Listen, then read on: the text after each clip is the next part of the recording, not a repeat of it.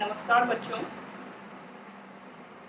आज हम ब्रिटेन के संविधान के विकास का व्यवस्थित अध्ययन प्रारंभ करते हैं। संविधान की संकल्पना क्या है, पिछले वीडियो में इसको हमने भली प्रकार समझा था और साथ ही यह भी देखा था कि ब्रिटेन का संविधान सभी संविधानों की जननी है। यह मातृ संविधान है और ब्रिटेन का संविधान दुनिया का एकमात्र अलिखित संविधान है। अलिखित संविधान होने का अर्थ ही यह है कि ब्रिटेन के संविधान को किसी विशेष समय में किसी विशेष संविधान सभा के द्वारा लिखा नहीं गया और इसलिए यह एक लंबे विकास का परिणाम है।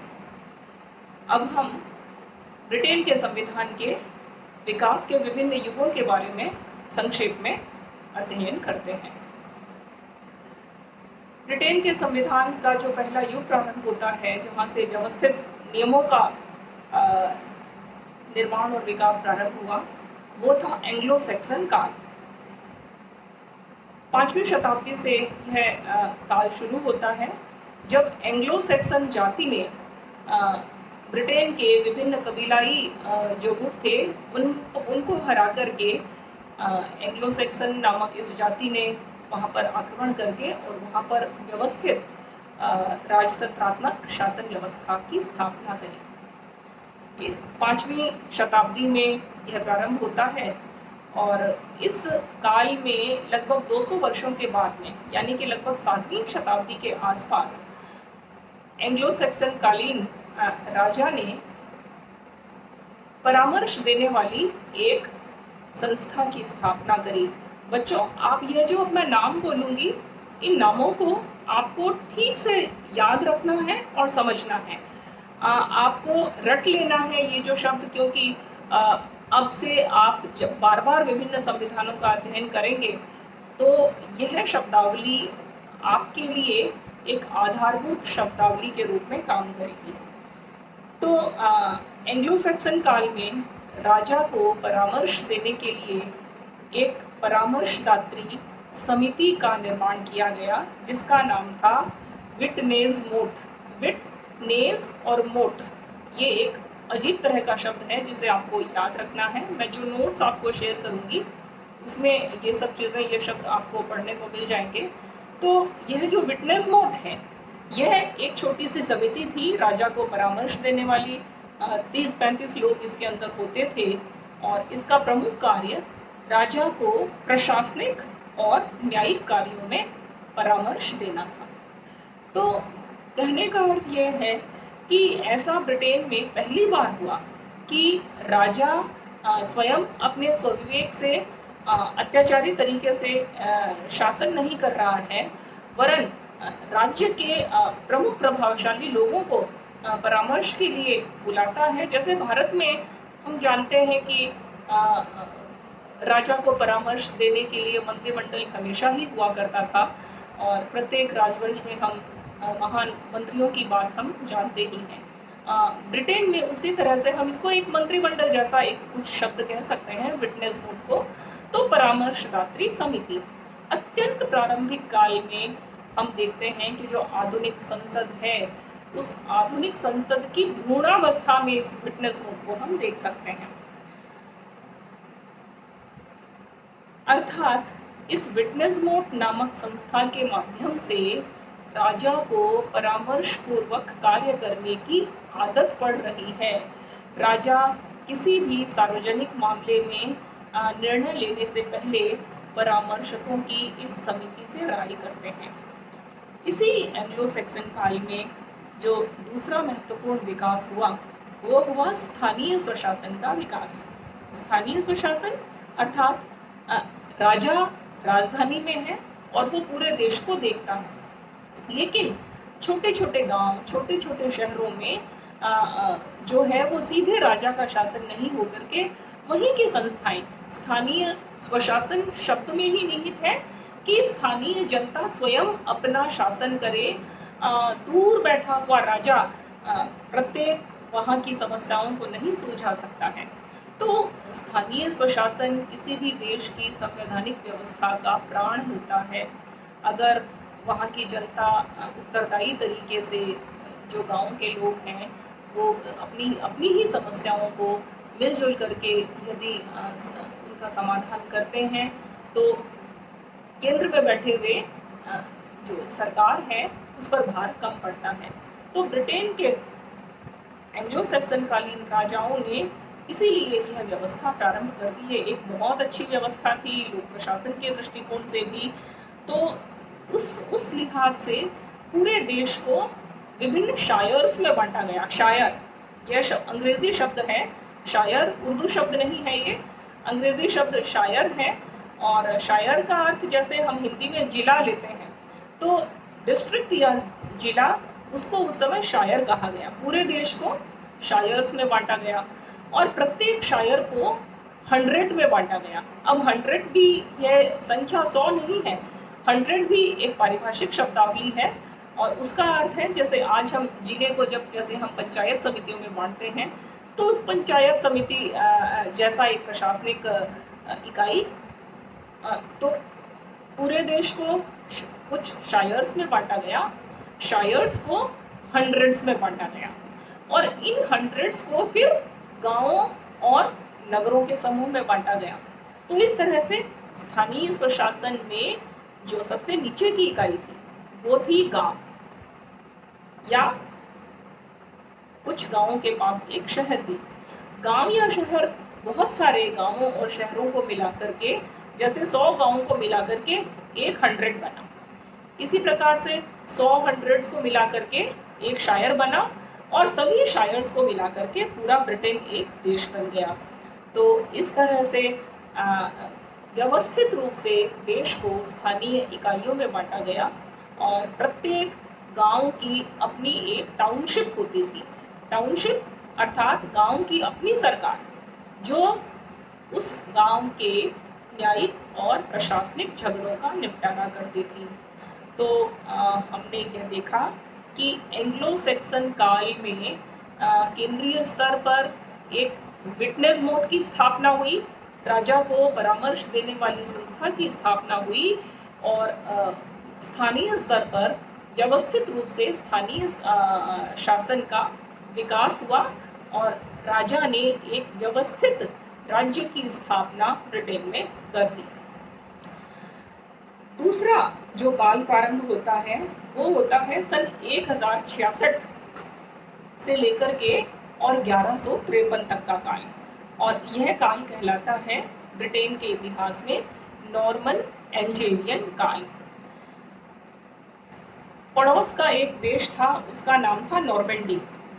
नॉर्मेंडी का राजा था विलियम। तो नॉर्मेंडी के विलियम ने ब्रिटेन पर आक्रमण किया, पुराने एंग्लो सैक्सन राजा को हराया और ब्रिटेन पर अपना शासन स्थापित कर लिया। जब कोई राजा, नया राजा किसी दूसरे देश को अपने में मिलाता है, उसका शासन प्रारंभ करता है, तो निश्चित रूप से वो वहाँ की पुरानी व्यवस्थाओं को समाप्त करता है और नई व्यवस्थाएं प्रारंभ करता है। इस विलियम ऑफ नॉर्मेंडी ने भी यही किया। इसने 1066 में जब इंग्लैंड पर आक्रमण किया, उसके बाद इसने पहला काम यह किया कि देश को व्यवस्थित रूप से चलाने के लिए सामंतशाही की स्थापना करी। अब सामंतशाही क्या होती है, सामंत क्या होते हैं, ये मैं आपको बता दूं कि सामंत अर्थात पूरे देश को अपने मनपसंद जागीरदारों या छोटे राजाओं में बांट देना। एक बड़ा राजा और वो छोटे छोटे राजाओं को किसी विशेष क्षेत्र को सौंप देता है कि आप यहाँ से कर उगाही करके आप मुझे दोगे और इस क्षेत्र के मेरे अधीन ही राजा आप हैं, अर्थात आप सामंत हैं। तो सामंत कौन थे? सामंत वो जिनको राजाओं ने उस विशेष क्षेत्र के लिए नियुक्त कर दिया। और सामंतों का कार्य क्या? जनता को टैक्स कलेक्ट करके देना। तो जनता से टैक्स कलेक्शन का काम सामंत का है और सामंत वो टैक्स कलेक्ट करके राजा को दे रहा है। इस बीच में क्योंकि उसको टैक्स कलेक्ट करके राजा को देना है, तो वो स्वयं अपने पास रखने के लिए वो जनता से कुछ ज़्यादा टैक्स वसूल करता है जिसके बारे में राजा को जानकारी नहीं होती। तो इस तरह से ये जो अधिक टैक्स वसूला गया है, यह कितना हो इसके लिए कोई नियम नहीं था। इसीलिए सामंतों पूरे संसार में, भारत में भी जहाँ जहाँ पर भी सामंतशाही की स्थापना हुई, वहाँ वहाँ कालांतर में सामंतों का अत्याचार बढ़ता गया। क्यों? क्योंकि उन्हें राजस्व इकट्ठा करके निश्चित मात्रा में राजा को देना था। राजा ने उन सामंती इकाइयों पर किसी प्रकार का नियंत्रण नहीं रखा, सारे अधिकार उन्हें दे दिए और उन सामंतों ने फिर जनता पर अत्याचार करने प्रारंभ किए। यही मैंने बीच में आपको सामंतवाद के बारे में थोड़ी सी व्याख्या करी है। अब हम फिर से, जब हम विलियम ऑफ नॉर्मंडी की बात करें तो उसने क्या किया ब्रिटेन में, उसने पूरे देश को सामंती इकाइयों में बांट दिया। अब उस समय सामंत को इंग्लिश लैंग्वेज में, अंग्रेजी भाषा में कहा गया बैरन। तो ये जो बैरन्स थे, अर्थात ये जो सामंत थे, ये ही विभिन्न राज्यों की, देश के भीतर विभिन्न स्थानों के मालिक ये बन बैठे। सामंतशाही की स्थापना और दूसरा महत्वपूर्ण विकास जो केंद्रीय स्तर पर राजा ने किया, वो ये किया कि राजा ने जो पुरानी विटनेस बोर्ड नामक संस्था थी ना, उसको विलियम ने समाप्त कर दिया। उस विटनेस बोर्ड को खत्म करके